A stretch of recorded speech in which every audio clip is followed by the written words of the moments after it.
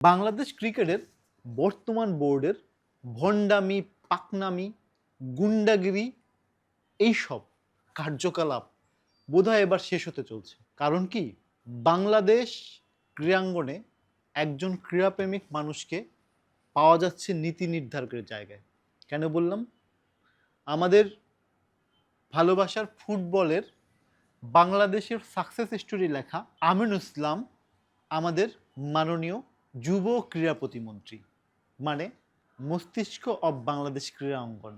সেই জায়গায় এই মানুষটি অ্যাটলিস্ট ক্রিকেট বোর্ডের দিকে তাকাবে এবং ক্রিকেট বোর্ডের এইসব ব্যর্থতা ভণ্ডামি নিয়ে সে আগে থেকেই ওয়াকিবহাল বা অবগত, এবং আশা করি সে এইসব বিষয় নিয়েও ডিসিশন নেবে।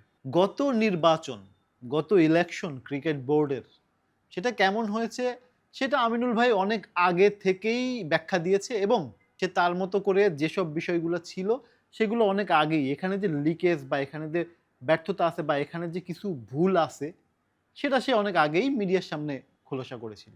সেই সাথে এখন যদি বলেন যে এই বোর্ডের পরিবর্তন করা যাবে না, এই বোর্ড পরিবর্তন করলে আইসিসি থেকে নিষেধাজ্ঞা আসতে পারে, ব্লা ব্লা অনেক কথা। ভাই, বুলবুল ভাইয়ের যে এই বোর্ডটা গঠিত হলো তার আগে ফারুক ভাইয়ের বোর্ডটা কিভাবে চেঞ্জ করা হলো? তখন তো আইসিসির কোনো ব্যথা ছিল না, নাকি বুলবুল ভাই আইসিসি সেটিং দিয়ে এসেছে? কারণ সে তো আইসিসিতে কাজ করছে, সে তো এসিসিতে কাজ করছে, সে সেটিং দিয়ে এসেই বোর্ডে বসছে। ব্যাপারটা কি এরকমের? একদমই না। এই বোর্ডের কাউন্সিলররা বা এই বোর্ডের ডিরেক্টররা মেজরিটি বা মাইনরিটি হোক বা যেটা নীতি নির্ধারণের বাইরে গেলে এই বোর্ডকে যে ভাঙতে পারবে না সরকার বা এই বোর্ডকে পুনর্গঠন করতে পারবে না, এমন তো বিধিবিধান হতে পারে না। এই বোর্ড ভাঙার জন্য যদি সামান্য পরিমাণ ক্রিকেটের ক্ষতি হয়, সেটা আমার কাছে মনে হয় সেটা উপকারী। কারণ এই বোর্ড যদি শেষ দিন পর্যন্ত দায়িত্ব পালন করে তাহলে বাংলাদেশ ক্রিকেটের যে পরিমাণ ক্ষতি হবে তার পরিসংখ্যান আপনি আমি ভাবতেও পারছি না। কারণ ওয়ার্ল্ড কাপটা মিস করে তাদের কোনো মাথা ব্যথা নাই। এই বোর্ড সভাপতি কি মহান নোবেল পুরস্কার আশা করে যে সে ভারত পাকিস্তান ম্যাচের সমঝোতা করেছে, যার ব্যাখ্যা 2 দিন আগেই হচ্ছে মহসিন নাকবি বলে দিয়েছে। তো অ্যাটলিস্ট এখন বলতে পারি যে এই ক্রীড়াপ্রেমিক আমাদের মাননীয় প্রতিমন্ত্রীর কাছে অ্যাটলিস্ট আশা করতে পারি তার হাত ধরে বাংলাদেশ ক্রীড়াঙ্গন, বিশেষত ক্রিকেট, ফুটবল যেগুলা মোস্ট পপুলার গেম, সেগুলোর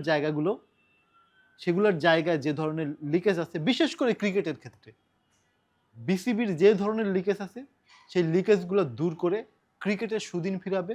সেক্ষেত্রে যে ধরনের যে কোনো স্টেপ নেওয়া দরকার হবে সেটা আমার মনে হয় এই ক্রীড়াঙ্গনের তারকা মাননীয় প্রতিমন্ত্রী এই বিষয়গুলো নেবেন এবং ক্রীড়াঙ্গনে একটা সুদিন ফিরবে বলে এতটুকু আশা রাখতেই পারি।